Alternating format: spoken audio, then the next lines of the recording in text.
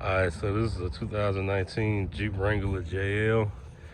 As y'all saw in the other videos that I posted, I did a little repositioning as far as the lights that were on the truck, the interior lights, and the underglow kit that was installed on the truck.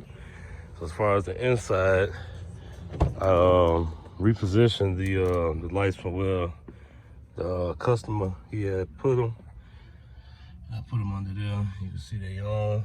It's all ran by USB. That's the only wire that you see. All the rest of the wires are tucked. You don't see nothing. You got that one right there. Hope y'all can see that. And then you got these back here. And there's another one over here.